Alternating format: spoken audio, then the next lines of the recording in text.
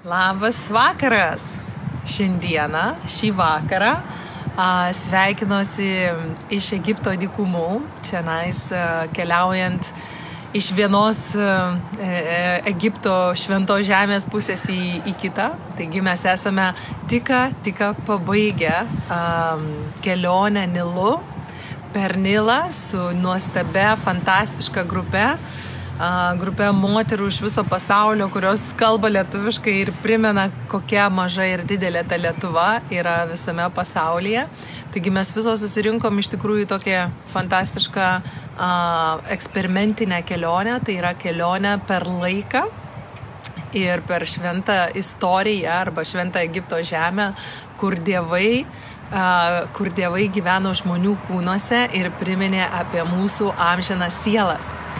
Tai dar kartelį sveikinuosi jūs be prisijungiant dabar šį vakarą prie sielos aritmetikos rubrikos ir žinau, kad truputėlį ne tradiciniu laiku pradedam šitą rubriką, bet labai norėjosi perduoti truputėlį tos dar be pasaulėlydžio, tos šviesos, kuri yra čia dykumuose, Egipte, Gūnos mieste, pakeliui į Kairą. Mes šiandieną sveikinomės gyvai iš Egipto sielos aritmetikos rubrikoje. Labai dėkoju pirmiausia už tai, kad rašėte mums laiškus ir klausėte, ar mes prisijungsime, nes praeitą savaitę buvome labai intensyvioje vidinėje kelionėje ir būtent pirmadienį mes darėm vieną labai magišką ir stiprią kelionę per save, per laiką, per meditaciją, per visą šventyklų ir aktyvizaciją energetikos kiekvienos iš mūsų atvykusios kūne ir energetiniai sistemoje. Dėl to sielos aritmetikos rubrika gyvai nebuvo kartu su jumis, tačiau buvo erdvėje. Mes siuntėm visi ir visos linkėjimus iš Egipto, Nilo, keliaujant Nilu, iš Egipto siuntėm linkėjimus sielos aritmetikos rubrikos komandai, galbūt sakyčiau netgi mūsų tam tikram tradicijai tapusiam ratui, energijai, kur dažnai susitinkam ir kiekvieną pirmadienį švenčiam sąmoningumo pusvalanduką kartu.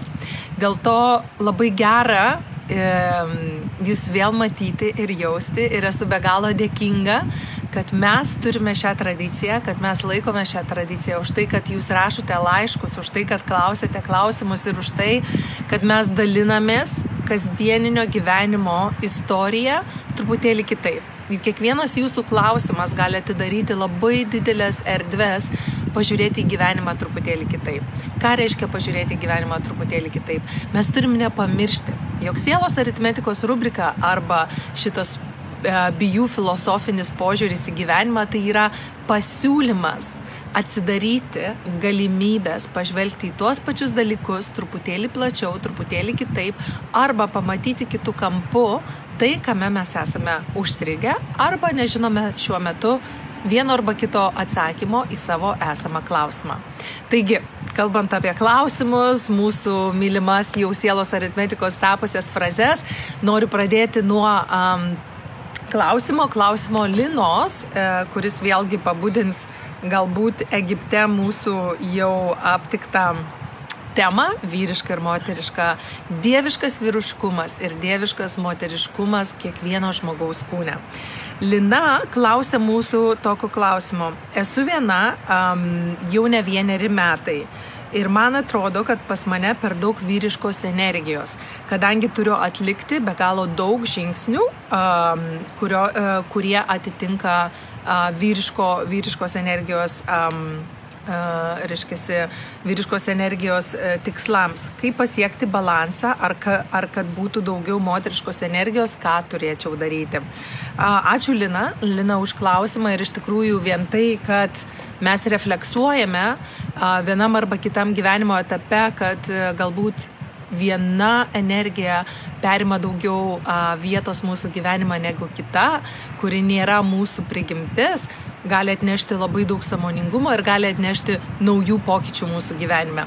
Taigi Linos klausimas gali pajudinti ne tiek mūsų kaip moterų klausimą, bet visų, tiek ir vyriškam gyvenime savo klausimą. Juk dažnai būna, kada mes gyvename ilgai santuokoje, arba darome vienas arba kitas pareigas, mes galime prisijimti per daug ne savo prigimčiai priklausančios energijos. Nepamirškime, kad tiek vyriškame kūne, tiek moteriškame kūne dominuoja dvi energijos – vyriškoji energija ir moteriškoji. Moteriškam kūne visada teka truputėlį daugiau energijos, 60% energijos teka moteriškos ir jeigu žmogus yra balanse, 40% teka vyriškos struktūros energijos. Jeigu moteris yra moteriškame kūne išsibalansavusi ir galbūt, kaip Lina pasakoja apie savo skyrybinės situacijas, arba kada moteris turi perimti tiek vyriškos energijos, tiek vyriškos struktūros darbus, tiek moteriškos, mes dažnai susitapatiname su savo veikla ir tampame tos energijos, tarkime, vergais, arba tos energijos užsidarome į tam tikrą kalėjimą. Ką daryti tokiu atveju? Taip pat vyrų energetikoje gali būti lygiai tas pats, jeigu vyrai tarkim, netgi kaip mano tėtis, kuris gyveno kaip vyras tarp 4 moterų, tai yra 3 seserų ir mamos, ir visada mes buvome darnioje šeimoje, bet visada būdavo labai daug energijos, moteriškos energijos. Taip pat vyrams reikia išmokti arba refleksuoti, kaip balansuoti savo energetiką, kad jo prigimčiai netrukdytų ir negriautų jo vidinės struktūros, mūsų natūralios prigimties per didelis kiekis moteriškos energijos. Tai pirmiausias dalykas, mes turime sugrįžti į save, į savo prigimtį ir nesusitapatinti su išorinė situacija. Ar tai būtų šeimos struktūra, kurioje yra labai labai daug moterų, ar tai būtų šeimos struktūroje, kurioje išeina, kaip Linos atveju, vyro nėra ir turi auginti moteris vaikus už vyrą ir už moterį. Taip, tai reiškia daryti darbus, nešti pinigėlius, daryti visas struktūras ir taip toliau, ką atitinkamu atveju gali atlikti dalį moteris ir dalį vyras. Tokiu atveju, žinoma, mes turime būti labai dėmesingi ir suvokti, taip, yra dalykai, kurių mes negalime pakeisti, nes išoriniai dalykai mus priverčia žengti vienu arba kitu žingsniu truputėlį daugiau negu mūsų prigimtis leidžia mums.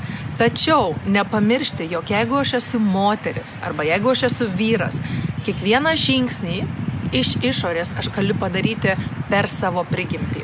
Taigi moteris, kuri atstovauja tiek tėtį, tiek mamą, arba moteris, kuri eina savo gyvenimo keliu ir prisėmusi žymiai daugiau atsakomybių negu tik tai moteriška energija, jai svarbiausia nesusitapatinti.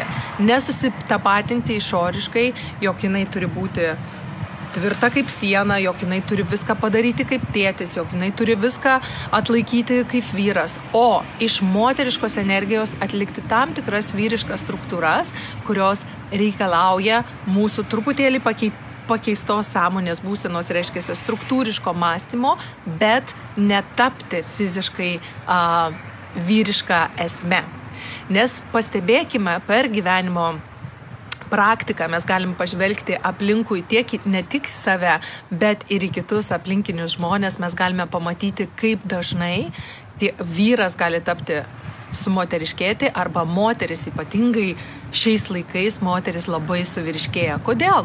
Todėl, kad pasaulis, socialinė visuomenė jos bazė yra struktūruota vyriška energetika. Jeigu imsime karjeros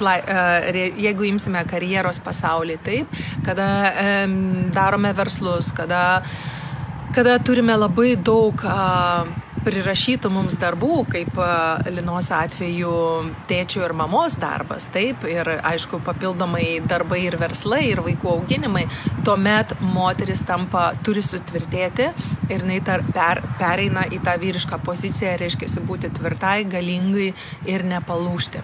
Moteriškumas nereiškia silpnumas arba vyriškumas nereiškia stiprumas.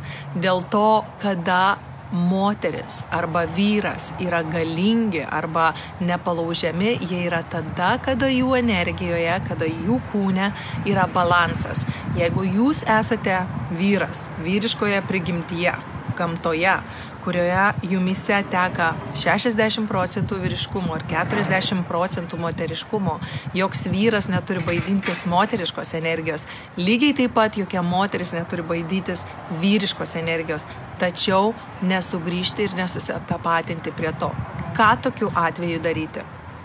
Kiekvienas iš mūsų, tiek vyras, tiek moteris, turim sugrįžti prie savo prigimties. Vadinasi, moteris, kuri turi labai daug darbų, labai daug atsakomybių ir labai dažnai ją gyvenimas reikalauja sugrįžti į vyriško struktūros sprendimo arba prigimties vibraciją, tokia moteris turi arba rekomenduoju jai skirti laiko savo, kad sugrįžtų į savo prigimties natūralią vibraciją arba tekėjimą. Ką tokiu atveju daryti? Būtinai raskite ratą savo draugių, kada galėtumėt pasisemti energijos, moteriškos energijos, ne tik darbuose, ne tik veiklose, kuriuos turite padaryti savo šeimai, savo aplinkai, bet ten, kur jūs galite sugrįžti į save. Galbūt tai gali būti šokiai, galbūt tai gali būti jūsų mėgiama veikla, skaityti knygą, pabūti su savim, susijungti su draugėmis, daryti ritualus savo vonioje, daryti sensorinius kvapų, misterijos, meditacijos momentus, kada jūs jaučiatės atsipalaidavusi ir jaučiatės sugrįžtanti į savo prigimtį, ten, kur jums natūralu, gera ir ten, kur jūs ilsitės. Tik tokiu atveju, kaip ir vyrai, jeigu vyrų pasaulyje supa labai daug moteriškos energijos. Tai gali būti, vyrai dirba labai kūrybinį darbą ar daug laiko praleidžia tarp moterų. Tokiu atveju vyrai sugrįžta į vyriškus ratus arba sportą arba struktūruotą veiklą, kur susigrąžina savo prigimties energetinį tekėjimą. Ir tik tada, niekur nebėgant, mes neturim bėgti vieni nuo kitų, mes neturim kovoti vieni su kitais, mes galime leisti savo sugrįžti į savo prigimtį, gerbti vieni kitus ir suvokti, jog jėga, vidinė jėga, harmonija ir balansas atsiranda tik tada, kada mes pripažįstame savo prigimtį. Taigi, Lina, ačiū tau labai už šitą klausimą, kadangi šis klausimas mus lydėjo Egipte labai kiekvieną dieną ir tiek faraonai, deivės ir dievaičiai visi priminė ir primena Egipto šventyklose, kad tik priėmus savo prigimtį, tik priėmus savo dieviškąją esmę, mes galime sugrįžti į savo balansą, į savo harmoniją ir į savo šventyklą.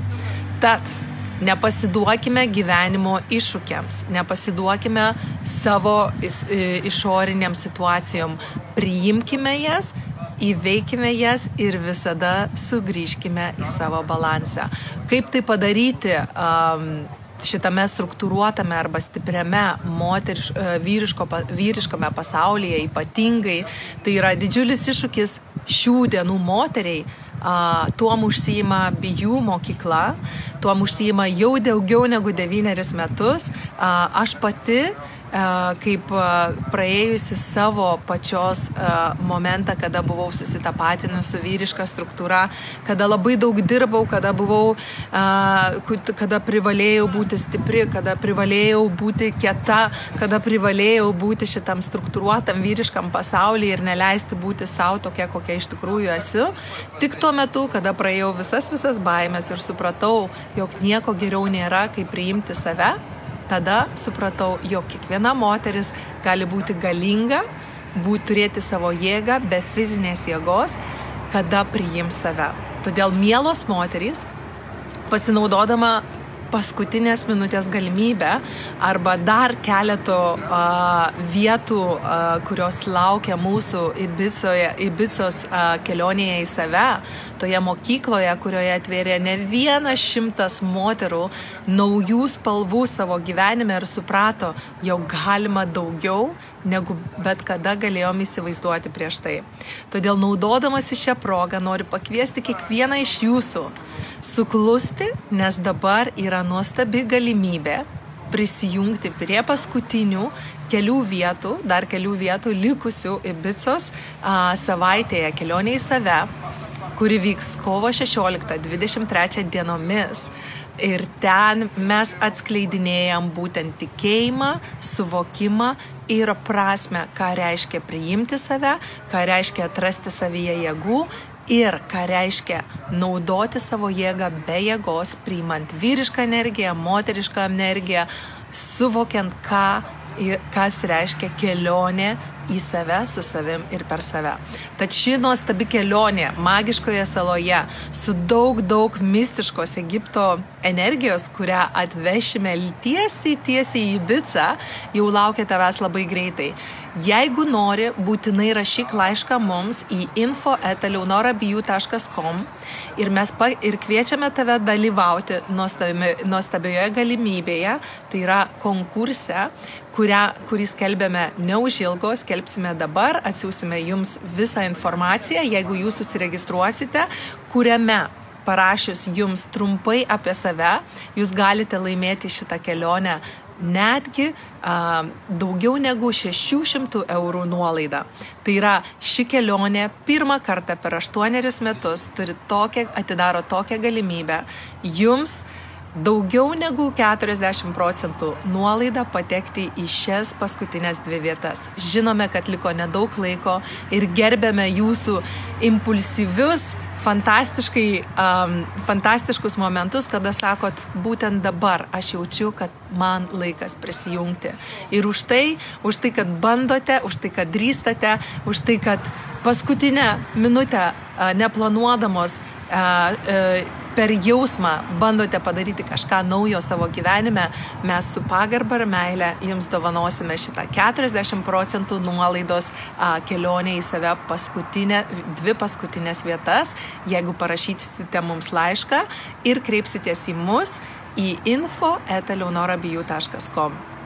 Daugiau informacijos mes paskelbsime visiškai neužilgo Leonora Biju puslapyje, Facebook'e ir mūsų website. Ir dabar šį vakarą noriu paskelbti paskutinę, kaip visada, tradiciškai tapusią sielos aritmetikos frazę, kuri, kaip visada, dažniausiai yra iš sielos aritmetikos knygos, bet kadangi jo šiandieną neturiu, mes turime elektroninę frazę ir kartu su jumis siunčiam energiją. Aš tiesiog bandau patekti į vieną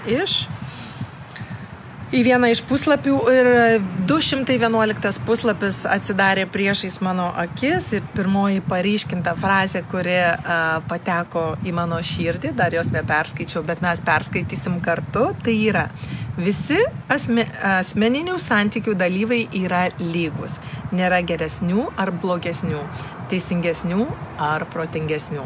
Kaip įdomu. Visiškai netikėtai tokia frazė apie vyrišką ir moteriškos energijos pusę. Nėra kovos, nėra geriau ar blogiau, nėra juoda ar balta mūsų gyvenime. Viskas, kas yra sąmoningumas, yra balansas, centras, meilė, harmonija ir ramybė. Todėl nustokime ieškoti protingesnių už save, nustokime lenktyniauti ir bandyti suvokti, kas vis dėlto geresnis ar blogesnis. Pradėkime ieškoti savyje esmės, prasmės ir suvokimo, jog pirmiausia aš, noriu atrasti savo šventyklą viduje, noriu atrasti savo gyvenimo prasmę viduje ir tik tada pasaulis taps jums harmoningesnis, prasmingesnis ir jokių konkurencijų, baimių ar nesutarimų viduje jums nebeliks. Prasmingo, naudingo ir šilto jums pirmadienio vakaro ir aš tikiu, jog mes labai greitai susitiksime jau Ibicos saloje kovo 16-23 dienomis, o tos, kurios jau buvo ar planuoja atvykti vėliau, bendrausime per sielos aritmetiką, mentorystės online programą ir daug naujų ateinančių projektų. Rašykite info@eleonorabiju.com, jeigu jūs domina šis paskutinės minutės pasiūlymas ir mes sugrįšime su visomis naujienomis ir labai naudinga informacija. Iki pasimatymo, gero vakaro ir myliu visus ir visas.